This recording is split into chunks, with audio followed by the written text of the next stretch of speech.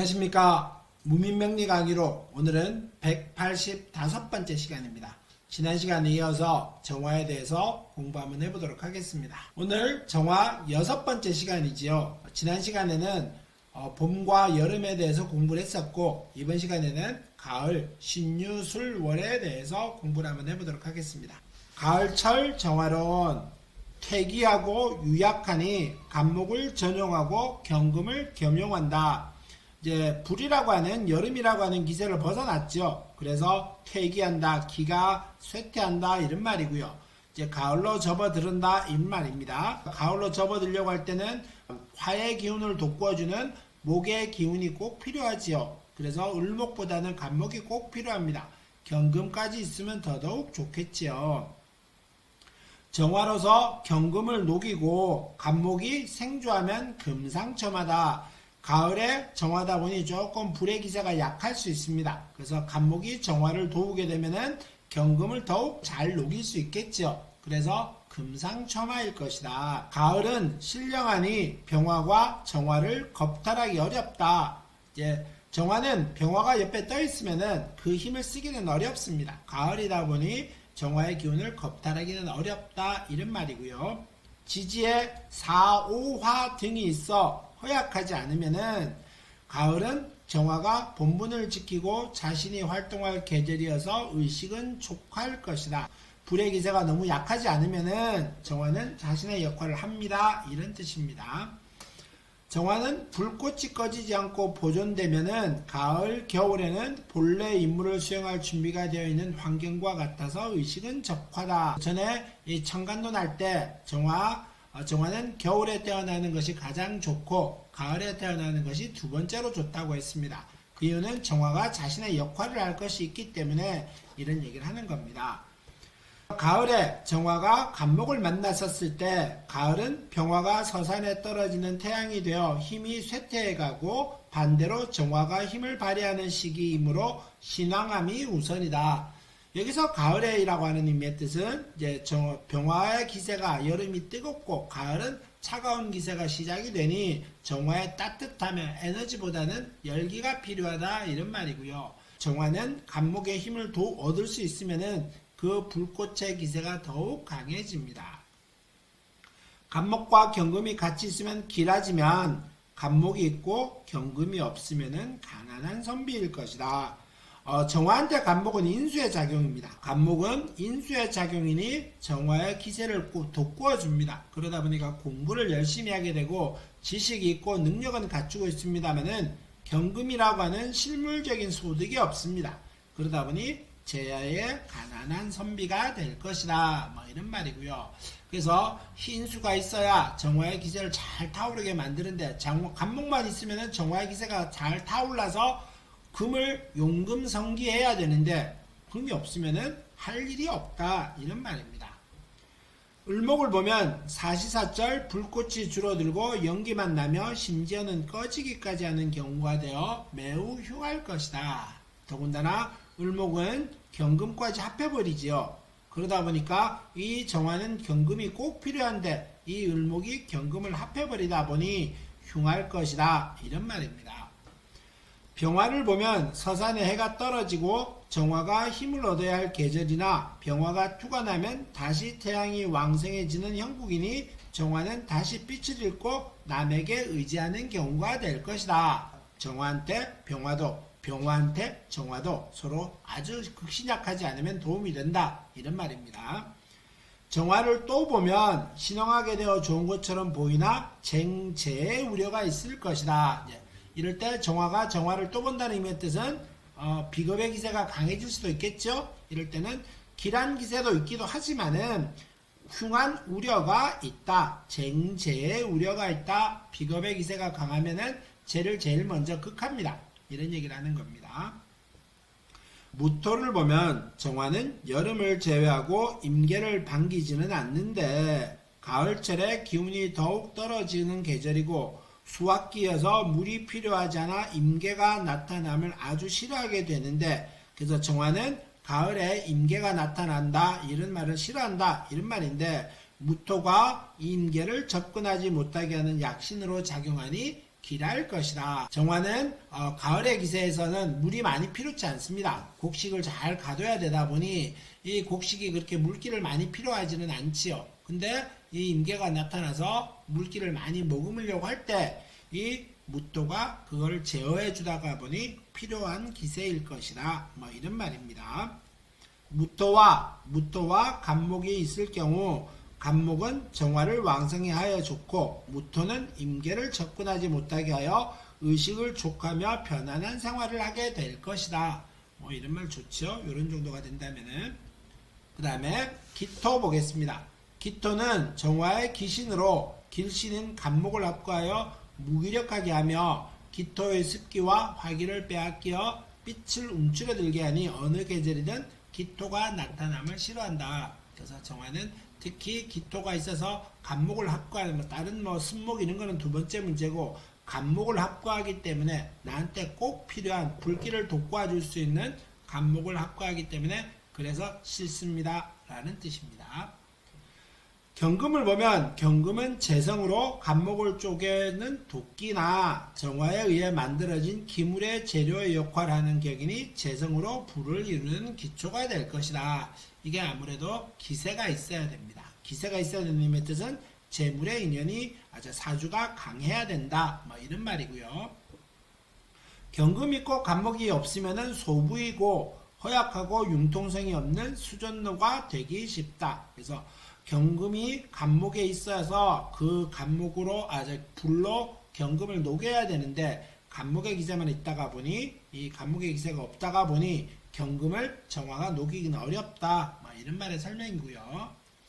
경금은 재성이어서 정화가 정련하는 재료로 간목이 운에서 올 때 간목을 쪼개서 장작으로 만드는 작용을 하는데 재성이면서 희신이니 불을 이루나 간목이 없으면 대부는 이루기는 어렵다. 지지의 경금의 뿌리가 튼튼하고 왕성하면 상대적으로 정화가 약해지니 병약하여 재성이 투관하여 돈에 대한 욕심이 많은 경향이 있고 허세를 부리다 실패하는 경향이 있다. 제다신약에 대한 얘기죠. 그래서 제다신약이 되면은 모든 것을 다 잃어버릴 수 있습니다. 신금을 보면 보석이 정화에 상처를 입는 격이니 대흉할 것이다. 이럴 때 이제 신금은 기본적으로 정화와는 서로 사이가 좋지 않은데 이 신금이 좋을 때는 병화가 와서 정화의 기세를 흩트리려고 할 때 이 신금이 병화의 기세를 합구함으로 인해서 병화가 정화를 상하게 하지 못하게 할 때는 좋습니다. 신금이 어느 위치에 있어도 재가 정화의 노가 없어지는 형국일 것이다. 이때 조상이 있었을 때 연에 있었을 때는 조상이 좀 어렵고 그 다음에 월은 부모 시에 있으면은 자녀가 조금 어렵고요. 시에 신금이 있었을 때는 내가 남을 많이 베푼다라든가 이러면 살짝 액땜처럼 없어질 수도 있습니다. 그건 이제 또 다른 문제가 되겠죠. 사주 구성도 살펴봐야 될 것이고 임수를 보면 임수는 정화와 합의되어 발화하는 격이니 이게 이제 음닉지합이죠. 고로 색만 밝히고 본분을 알지 못하니 대흉이다. 정화의 본분은 금을 녹이는 용금 성기하는 것이 본분입니다. 근데 합함으로 인해서 본분을 잊어버린다. 합을 이루어도 금왕격이니 합이 안되고 비록 합이 된다 하여도 필요없는 잡초가 되니 쓸모가 없다. 합이 되어도 금왕격이라고 하는 말은 가을은 금의 절기지요. 그래서 금왕격이니 이 합이 되어도 그 기세를 잘 써먹지 못하고요. 왜? 정임합하면은 정임합의 기세는 목을 낳지요. 목은 금의 상처를 입고요. 이때 생기는 목의 기세는 간목의 기세가 아닌 잡초의 기세일 것이다. 이런 말의 설명입니다. 그 다음에 임계수가 있으면 평생 고생하고 요사할 수 있고 질병이 많다. 이럴 땐 좀 문제가 많겠지요. 특히 합하게 되고 특히 계수가 다음에 나옵니다. 계수를 보면 호롱불에 비가 내리는 격이어서 언제 꺼질지 모르는 상황이니 흉하다. 이럴 때는 뭐가 흉할까요? 좀 아무래도 재물이라든가 어떤 건강이라든가 이런 거에 대한 어려움이 있다. 이런 말의 설명입니다. 신금과 정화와 계수는 서로 사이가 좋지 않습니다. 충이기 때문에 그런 역할도 하지요. 다음 보겠습니다. 신월입니다. 신월은 금수의 세력이 신중에 있으므로 갑이 수를 설하고 병이 갑을 태우면 부귀하고 무기가 수를 억제하면 사업가 사주인이 공명을 취할 수 없다. 이럴 때 무기가 수를 억제한다. 이런 말은 수라고 하는 말은 관이죠. 이 관을 억제하면은 공명은 취하기는 어렵다. 이런 말입니다. 특히 수가 많을 때는 수를 설해야 되기 때문에 수가 많을 때는 갑이 꼭 있어야 됩니다. 그래서 수의 기세를 설하여야 되고요. 그 다음에 병이 갑을 태우면 부귀하다. 그렇죠. 수가 많아서 갑의 기세로 부드럽게 빼고 갑을 태우면 부귀하게 될 것이고, 금이 많으면은 제다신약이 되겠죠. 금이 많을 때는 제다신약이 될 것이니 빈천할 것이고, 뭐 때로는 경금이 하나 정도 떠 있다 그러면 재물과 배우자의 인연이 있을 것이고, 뭐 특히 수가 있었을 때 정임합의 기세가 없다라고 하면은 이 관의 기세를 잘 써먹을 수 있는데, 수가 많을 때 이 토로서 수의 기세를 억제하면은 사업가적인 재능은 있을 것이다. 뭐 이런 말입니다. 간목과 경금 그리고 병화를 겸용한다. 뭐 이러면 좋겠죠. 간목이 없으면 을목이라도 있어야 됩니다. 그만큼은 대격은 안 되지만은 뭐 없는 것보다 낫다. 뭐 이런 정도로 마무리하겠습니다.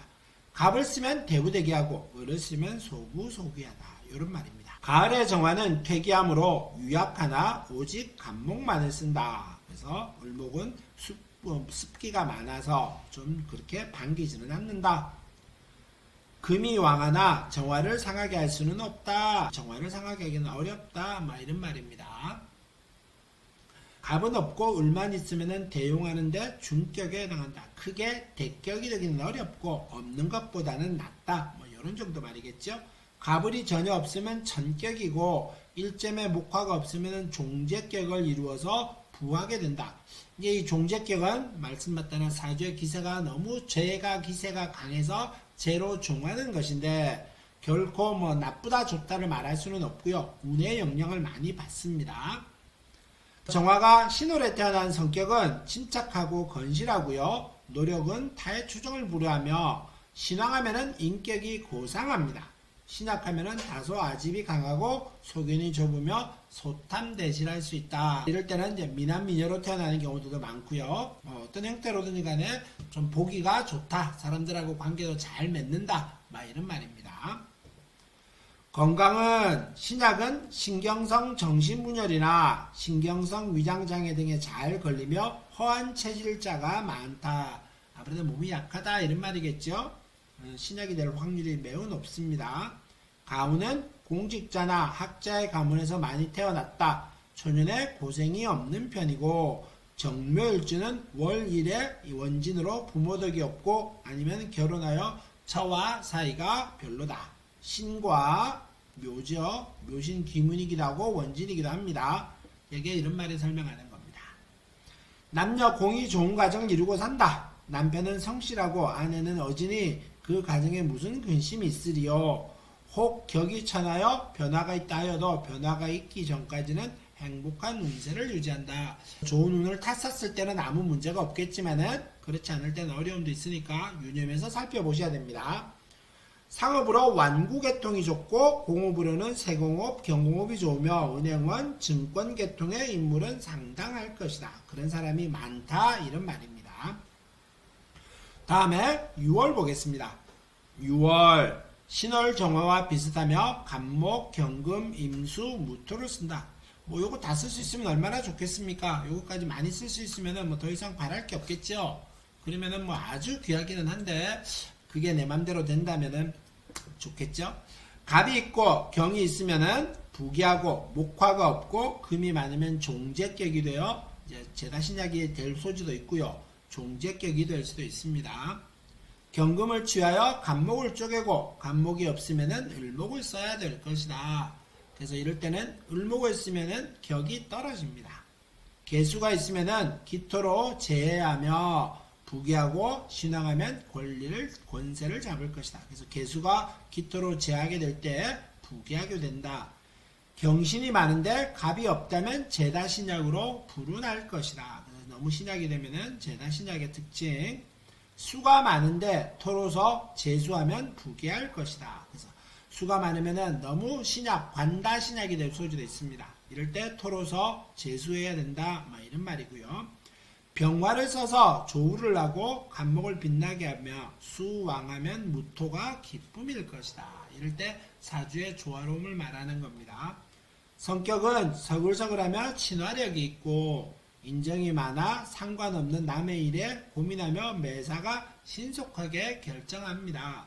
강유견비의 특성이 있는데 교육의 수준만 높으면 여러 사람의 존경을 받는 인격자가 됩니다. 교육의 수준이 높으면 항상 전제가 있었을 때 아닌 경우도 있다. 낮다라고 하면은 존경을 받는 인격자는 아니겠지요. 사람을 탐하거나 특히 6월이다 보니 죄를 탐하거나 이런 역할을 하기도 합니다. 신앙은 이와 같은 특성이 강하며 신약은 다소 내성적일 것이다. 신은 강할 때 이런 특징들이 있고요. 신약할 때는 좀 덜하다. 이런 정도로 기억하십시오. 그 다음에 건강은 화금상전이면은 폐나 맹장을 앓게 되고 수화상전이면 양기 부족이나 시력의 부족으로 어렵다. 꼭 그런 모든 사주의 오행들이 좋아하겠죠. 일반적으로 무병장수한 편이다. 특히 편관의 기세가 있고 때로는 계묘월이라든가 이런 상황이 됐었을 때 조금 몸에 상처라든가 흉터가 특히 이제 편관이 있었을 때 묘목이 있으면은 상처를 입을 소지도 큽니다. 몸의 흉터란 말입니다. 가운은 올해 천을귀인이니 명문 부가의 출신임은 의심할 수 없다. 그래서 사주가 너무 극신약하지 않으면은 살아가는데 큰 문제는 없다 정도로 기억하시기 바랍니다. 연월이 상충하고 월일이 상충하면 본인이 태어나기 전이나 철나기 전에 가세가 폐하였다. 그래서 내가 태어나기 전에 매우 힘들었다.